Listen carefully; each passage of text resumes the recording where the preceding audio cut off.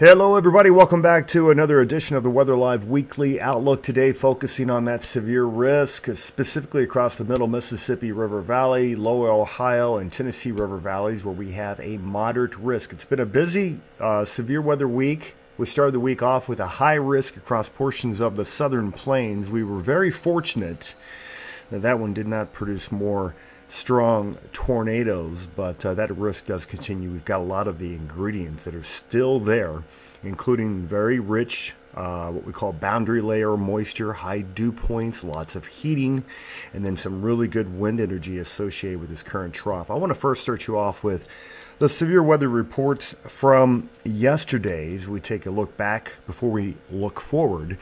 And I had several tornado reports yesterday, a cluster of them up here in northeast Ohio, southern Michigan, and through northern Illinois and Indiana. Also had one located in the Louisville market near Bennettsville, one down there in the Indianapolis market as well. Most of these very weak. They didn't really do much, so that's good. We'll take that. Now, that's what was happening. These are the current hazards that we have for you. It does include that tornado watch across portions of southern Missouri, Illinois, far western Kentucky. In addition to that, we also have this area in green. That is a flood watch from all the rains from yesterday, last night, the expected rains today. And then here for eastern Tennessee into the Carolinas, that's a severe thunderstorm watch.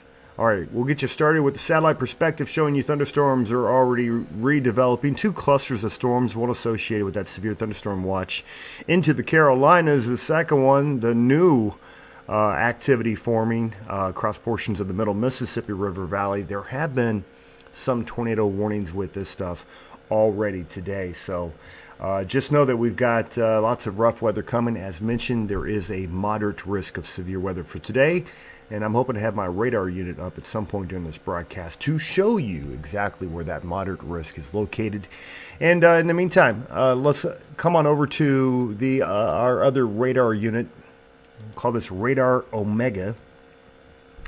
And you can see we've got fronts. We've got the one cold front that's kind of located across the central plains. Hasn't really moved, so everybody else stays solidly in this warm sector. We've got several individual warnings you can see with those thunderstorms into western Kentucky and portions of southern Missouri. So we'll continue to monitor that as things develop as we go throughout the day today. But those storms are expected to be quite vigorous, again, with that moderate risk of severe weather. Let's take you on over to our primary radar unit. I think I have it up and running again, showing you the location of those thunderstorm clusters. But I want to show you where that risk is for today. Let me turn off the satellite, go on over to the Storm Prediction Center in the risk area. All right, so the areas in yellow, we'll start there. That's the slight risk. The green is marginal. Nothing really to worry about there, to be honest with you. The orange, which we had yesterday, that's an enhanced risk across the Ohio River Valley, the Midwest yesterday. But today they went ahead and they upped that a little bit. That's this moderate risk. It does include a 10% chance of tornadoes. Again, across portions of southern Missouri, Illinois, western Kentucky, and portions of northwestern and northern, Tennessee. So we'll watch this throughout the day. Let's take you on over to our weather models, and we'll walk you right through what we are expecting with this storm system here today. And we'll start you over with the NAM. That's the high resolution North American model, and we're looking for severe weather ingredients on this particular imagery here. And there you go. Let me center that up a little bit for us here. What are you asking me? Okay. So want to show you the amount of energy available to these storms once we get into peak heating, which we're nearing right now.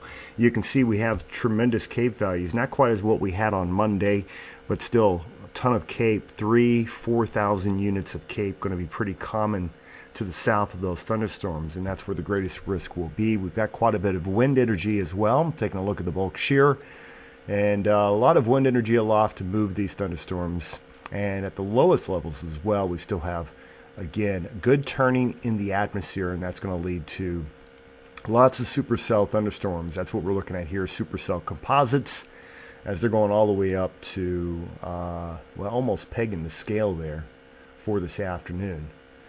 So with that being said, the expectation is there for lots of thunderstorm activity. Let's walk you right on through the afternoon and into this evening, showing you the storms that are developing now. So this is the future model with the high-res NAM, showing you clusters of storms becoming linear in nature late this afternoon. This is around 5 o'clock this evening. We're going to pause it here at 7 o'clock this evening. That Boeing segment, you can see that right here into western Kentucky. That could deliver some straight line winds. It can also produce some isolated tornadoes with that as well. And as we go into the overnight period tonight, late tonight, there's another line of storms. So we're talking about multiple severe squall lines of thunderstorms. That's the second one. The first one will be located across the Carolinas late tonight. So with that being said, there is more in the way of a risk factor for severe weather into the day tomorrow. So this is today. Tomorrow, everything shifts way to the south and into the southeast with a slight risk and also a moderate risk of severe storms. And then with that being said, I want to put this on your radar, so to speak. Not really on your radar, but your outlook as we head on into next week. Once we get the system behind us, we should have a few days to quiet out, but I want to point out something that the weather models are showing. Take you guys on over here to the European model, and we're going to go into next week. The next significant chance of severe weather is going to be a little while after this episode, which finishes up tomorrow. And then we want to watch out for this storm. This is the 17th big trough of low pressure back across the eastern U.S. Again, 17th, so we're talking about 9 days from now.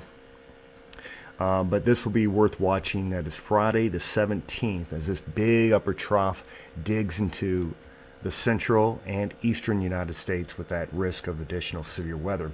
With that being said, we'll have lots to watch. Keep your eyes and ears tuned here, especially if you live in the risk areas for today, namely the middle Mississippi River Valley, Tennessee Valley, lower Ohio Valley today. In the meantime, you guys stay blessed, my friends, and we'll talk to you again soon.